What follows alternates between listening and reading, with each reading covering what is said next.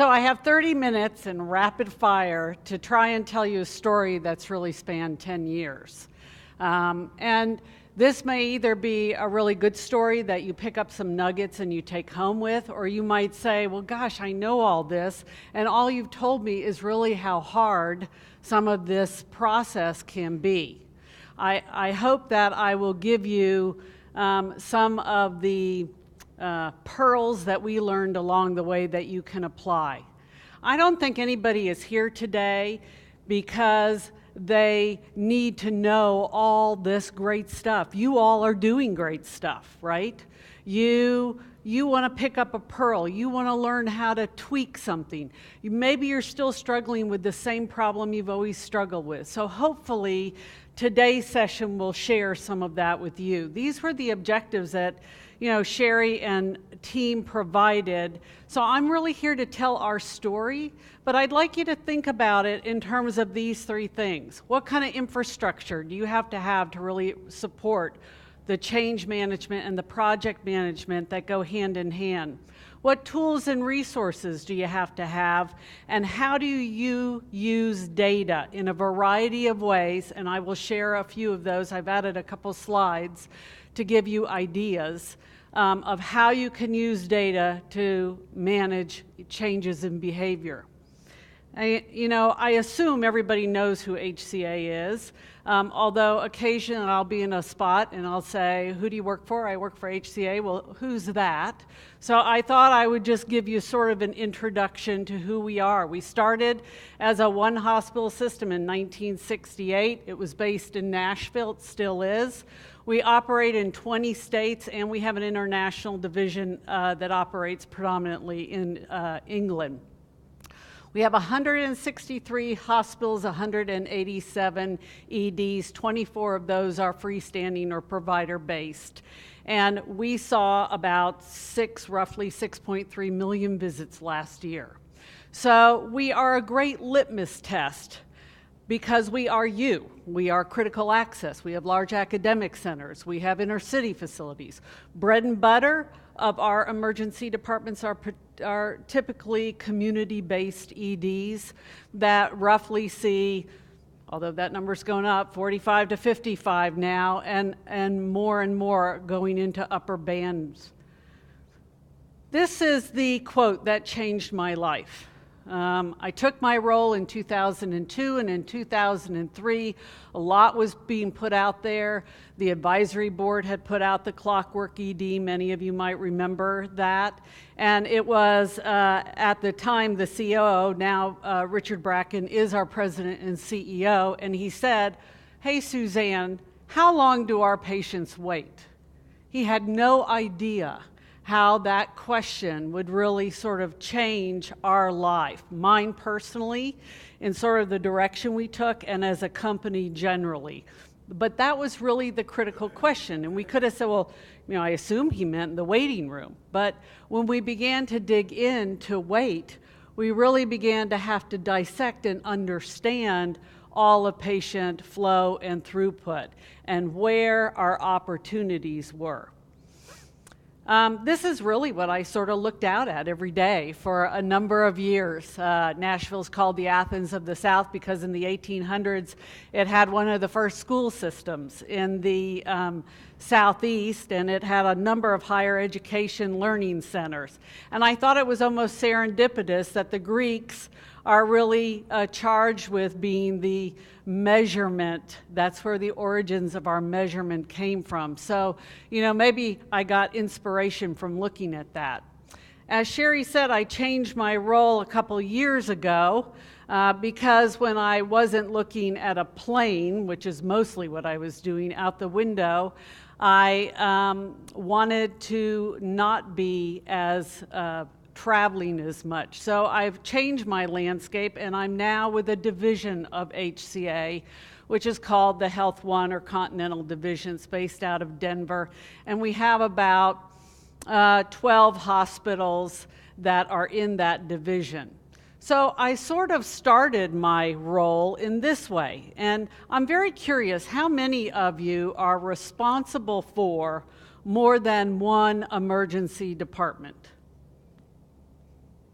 Okay, a handful. So it's really when you're looking at 187 EDs and trying to make change, you sort of cast a wide net. And sometimes you catch fish and sometimes you get hubcaps, right? But this was a bit of how we did some of our early changes. I sort of think this is how I fish now. Maybe you fish like the guy on the left-hand side of your screen, but I have still a lot of poles in the water. But trying to make change is still all about how do you adopt those tools and resources and infrastructure to make that. Regardless of how you fish, we're all trying to catch this, right? It's the quality catch. And it is made up of a number of dimensions. If we look at the IOM's dimensions of quality, we have really been the shepherds of the efficiency, of the timeliness, more recently focused on patient-centeredness because of patient satisfaction, some in the safe because of our environment, falls, suicide, medication safety, a variety of things. But most of the early learnings in terms of efficiency are still coming out of the ED. And the ED is so much a system within a system. So we have really begun, through our measurement work, begun to shape measurement throughout the hospital. Excuse me, I have a cough.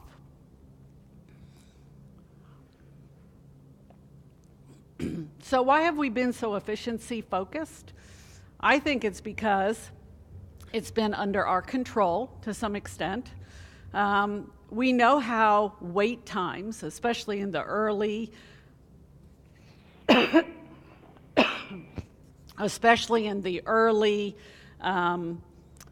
work that came out of ED wait time, patient satisfaction was critical. Why do people leave? They didn't want to wait so long.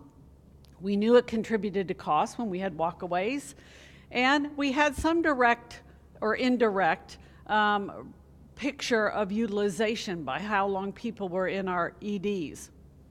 We also had terrible things that happened in our EDs. People died in our waiting rooms. Once upon a time, maybe they still do in some EDs. So the whole risk issue became paramount for many of us.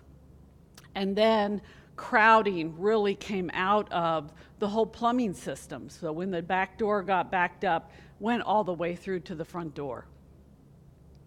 So if we know that it's all about, at least to start with, efficiency, we know the metrics we should be measuring, we've got some experience, why has this change process been so difficult? Because it is not easy. And I've interacted with a couple of you as you came by our poster, and we're still talking about some of the same problems we've been talking about for 10 years. And I think it's difficult because we have multiple stakeholders. We have wide process variation. We have laborious data collection, although that's getting easier now with technology on board. But sometimes we don't get all the data elements we want. We say, I tell you what, let's collect that manually. Doesn't work. Can't sustain the amount of data you need to really help make some of that change. We don't have a good universal repository, although I think in our future we're going to need one. And maybe it's going to be our benchmarking alliance where that data will all go into and help us look at each other in a blinded way. And we have the need for analytics. Lots of people who do great day-to-day work don't know how to analyze the information that's coming out of our systems or out of a third-party system. And I think there are new skills that are required in change management. I mean, I didn't go to school to become a change agent, right? How many did? Was that in your curriculum anywhere? It wasn't, but we do it every day. And how do we do that effectively? So my sort of culling this down is that I think these are the things you've got to have to make effective, long-term, sustaining change. You've got to have leadership. You've got to do the right assessment. You have to have a plan. You have to have the right tools in terms of project management, either leadership tools, toolkits, some people don't like that word, playbooks, whatever. You have to have measurement that really measures what it is you're trying to change. You have to evaluate it. We always skip this. We think, oh, I got it, done, now on to the next thing because my turkey platter's running over. But we have to evaluate, and then we have to drive those expectations and continue to do that and keep an eye on it. So I always start with this, and if you've heard me speak, you've heard me say it's all about leadership, and I really, really believe that. It's about leadership at a variety of levels and in a variety of situations. And what does that mean? What does leadership mean? Jim this morning was nice enough to say, oh, Suzanne really helped change HCA. Well, me and what, 10,000 other people in my back pocket? I mean, I could not have led that individually. It takes leadership at all levels, and it takes leadership at sometimes in positions of power that can make things happen for you, whether that's find the money, find the resources, break down the barriers, tell people they're going to play nice in the sandbox with one another, and they're going to have to figure this out. And sometimes they have to make tough decisions, something versus something else. And they have to set those expectations and that timeline. This was my escalation plan. It was a pretty good one, I thought. I'm where the gold dot is. Okay, so when I did not get what I needed at a local facility, I had a group president that was responsible for half of the company because he was deemed the champion by the president and CEO. And if that didn't work, I was at Monday morning meeting with all of the senior executives and the leader of our company that said, this is what we need to have happen. Now that gets pretty powerful.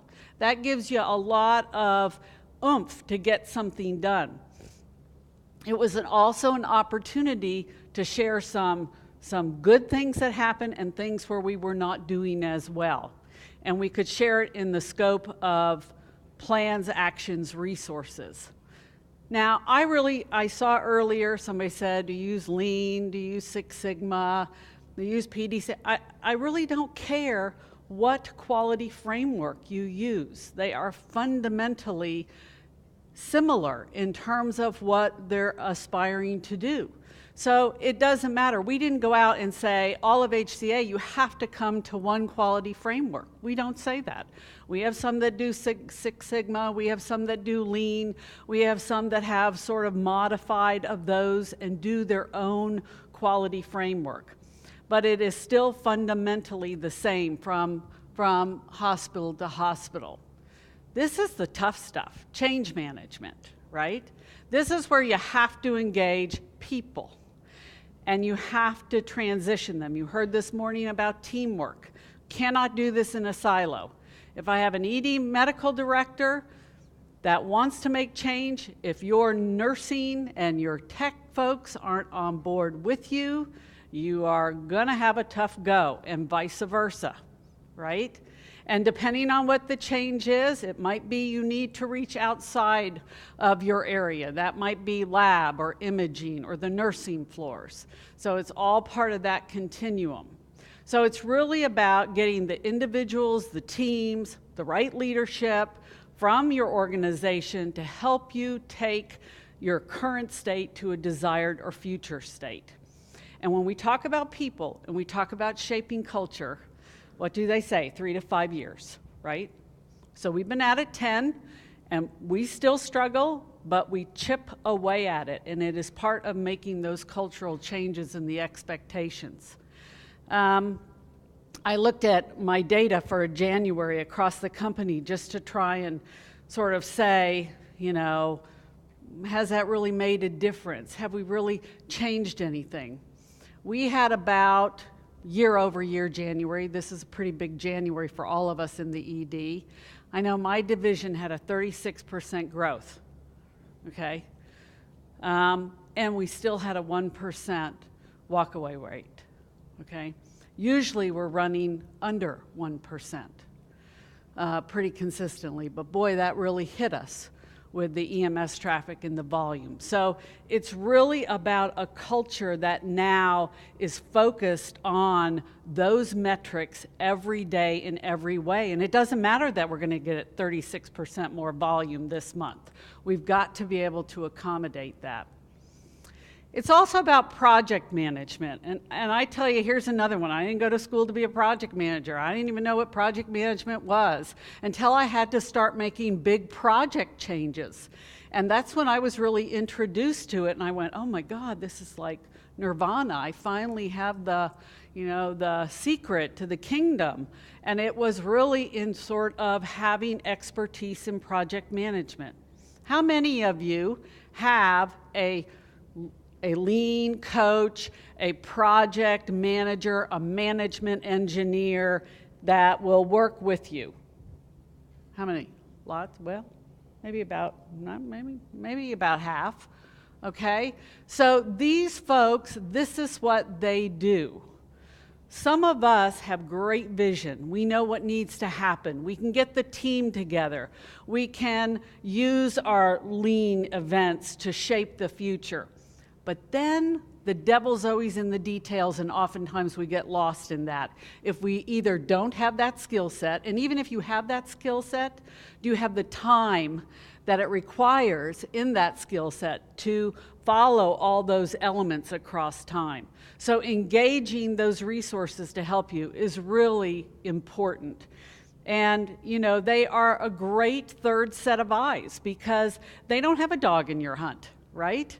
They're not looking at it through your own lens. They have a whole neutral set of eyes, so when you want them to really see if something is sticking or where the problems are, they're a great tool to do that, and they have expertise in that area. How many of us mostly work sort of during the day? If I look at most ED directors, most ED managers, they work during the day. Not so true with the medical side, but mostly on the nurses. When do most of our patients come in? 3 to 3, right? Or 2 to 2, or 11 to 11. Are our leaders there at those hours? Do we know what happens on the various times of the day? We know the predictability of our volume. Are we ensuring that we're shaping change across the entire 24-hour period? Because the ED looks very different 2 o'clock in the afternoon than it does at 2 o'clock at night than it does on a Saturday or a Sunday, etc. My champion, my group president and CFO actually use this on a WebEx that they delivered to all the CEOs in the company. I could have kissed them for it because it was like, that's it. We get in the habit. Many of our leaders want to fix things. They want to get it off their list. Check, done, next, okay? I want to fix that ED. It's broken. It's not working right. Fix it. I can't fix it. We can't fix it. We have to manage it because tomorrow is going to look different than today. We may not know how that's going to look, but it's going to look different. So if we think that we can just fix it and be on to the next thing, we can't. We started our journey in 2003 with that quote. It took us 3 years to get consistent metrics. We had 5, right? Arrival, bed, greet, dispo, leave. We've evolved to many now with all layers of granularity. But we started with 5. And of course, our walkaway definitions, okay? And it took us 3 years to get that data for the entire company. We have been using that in a very robust way. And the other thing that's interesting and resonates with me on this slide is that we started by thinking our data is going to be a performance improvement tool. It's a quality tool. Well, what is it today, folks? It's an operational tool. And our operators at our facilities use that data also as a quality tool, but also as an operational tool. So we really have to focus on those metrics. I think oftentimes this is the enemy of project improvement. We sort of get a bunch of spaghetti and we throw it at the wall and we see what sticks. And we don't take a very planned approach, and we cannot fix everything. The ED's broken, fix it. Well, where shall we start? We have to start somewhere. We have to have a focused, planned, sequenced, and comprehensive approach to it. What's the adage? How do you eat an elephant? One bite at a time. You have to do the same thing as you're trying to target your metrics, and you have to measure against that. You have to have the right stakeholders. And by the way, the stakeholders for every single step of your process improvement might be different. Who are the stakeholders at the back door? Very different than they are at the front door.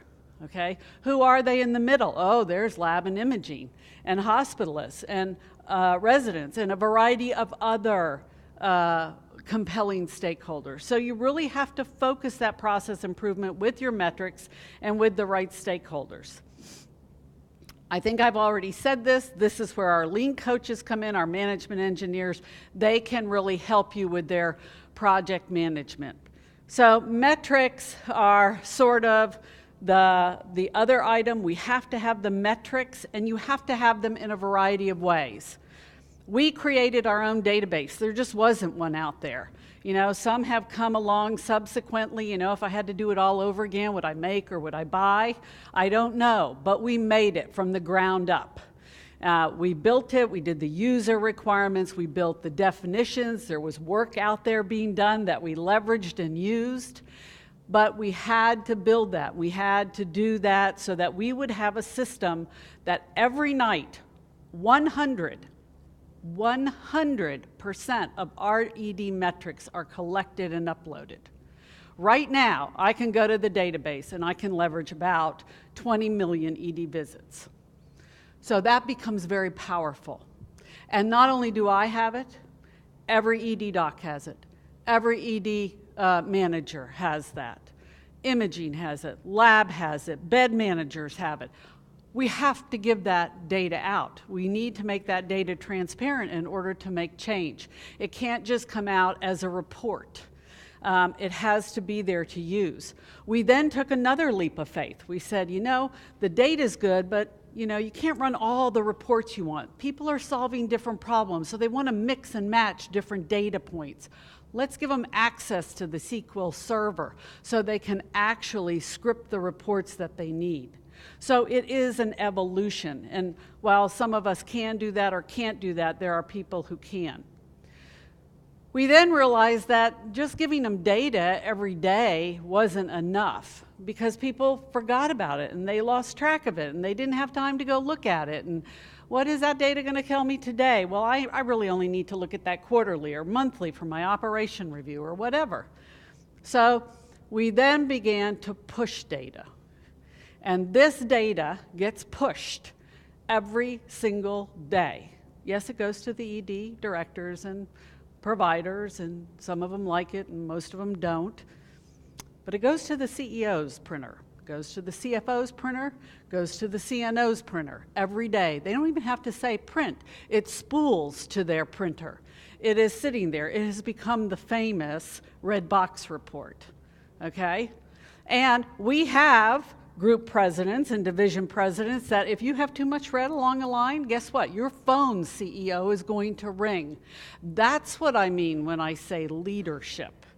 It's really somebody who's watching and staying intimately focused with what we're trying to shape as change.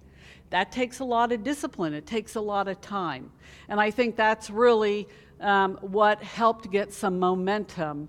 And then, we started with, if you look at that, we started with a variety of metrics. That's now an 8.5 by 14 spreadsheet. But we then cut our teeth with imaging metrics and lab metrics. We also have physician metrics. We have nurse metrics. So we're beginning to push information out that help someone look at that and begin to drill down and say, where do I have that problem? You might need that much information in order to make those changes. We email and text. We look at front door times. So every 30 minutes, I will tell you, I can set my clock by my phone because I get lots of things that hit my phone.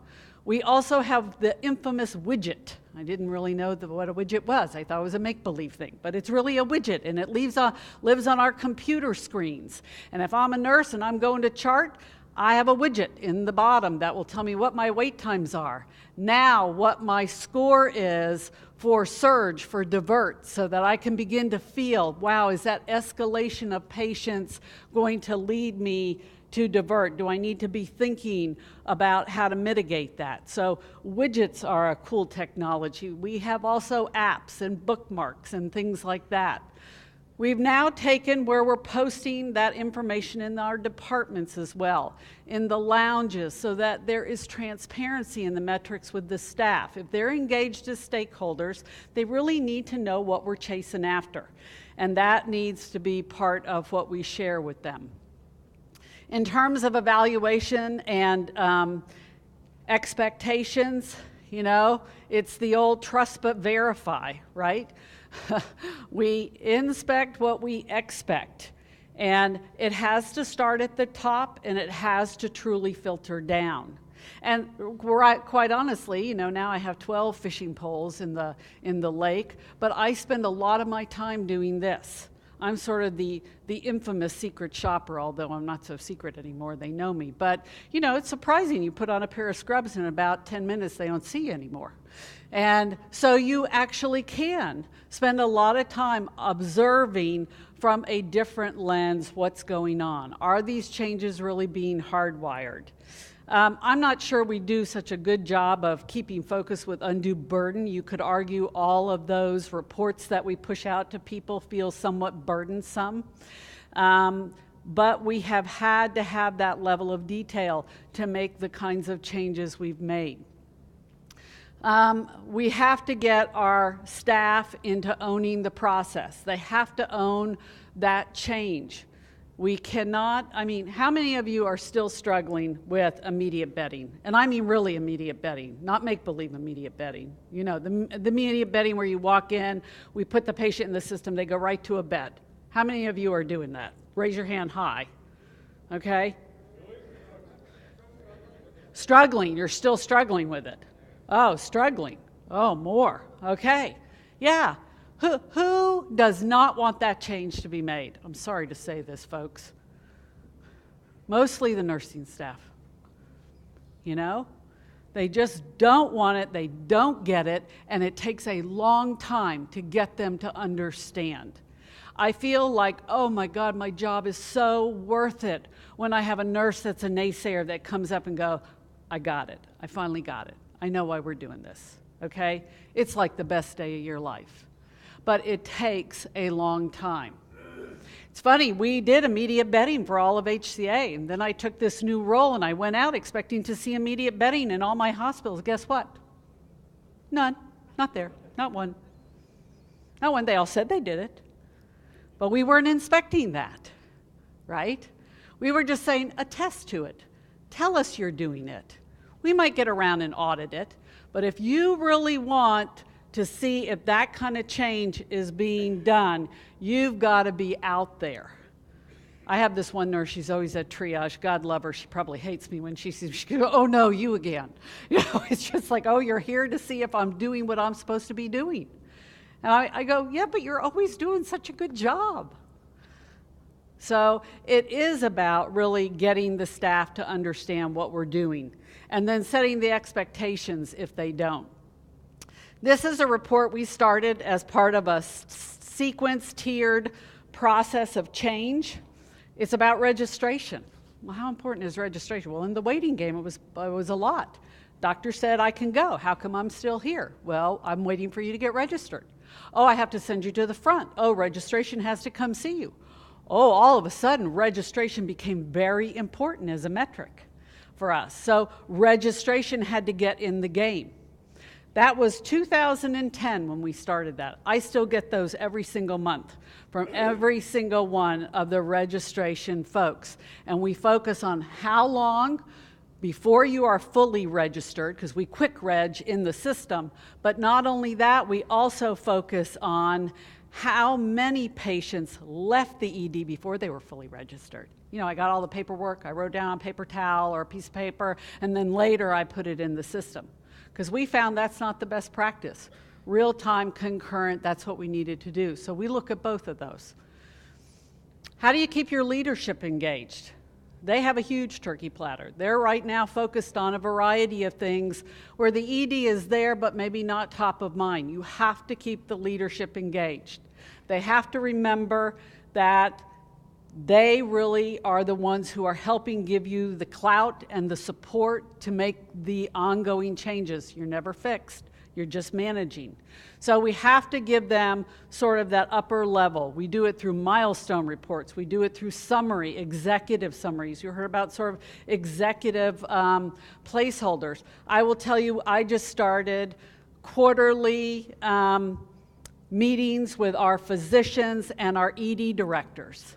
Not new, except that we have the division president. Oh, except that the CEO, the CNO, the COO, and the CFO have to come. Oh, except guess what? They have to get ready before they come because they would never walk into that meeting not being fully prepared. So all of a sudden, the level of dialogue, FaceTime between the medical directors and their assistants and the CEOs and the senior executives has really gotten a lot of play, okay?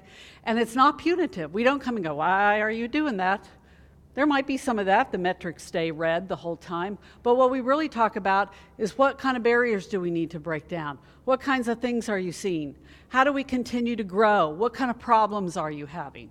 So it's become a very collaborative dialogue. And we always have a bigger list that we take away than we start with.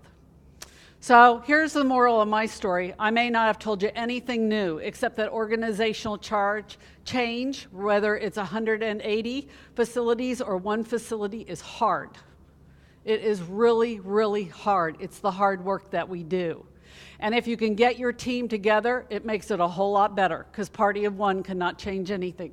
It takes a village to make the kind of changes. I love piloting and rapid cycle. I'm just enamored with that. I like to take a couple of my A-team, you know who they are, your A-team, who you can get them on the hook, you can bring them along, let's try it, give me feedback, because I have confidence in what those people will tell me. And then I can try it with the B-team, because they're going to tell me it's never going to work. But at least I will have some good information to start shaping how things have to evolve. And tweaking based on that feedback is absolutely necessary. You have to have accountability for change. People have to be on the bus or off the bus. And if you can have technology to support you, that's great. So it is all about leadership. We have to stay forever vigilant. We have to constantly watch those metrics. All the metrics that I showed you that we started in 2006, we look at every single day, and we still look at them. And I bet 10 years from now, I'll still be saying we're looking at those same things, and maybe more. So I think I'm out of time, but was there a quick question?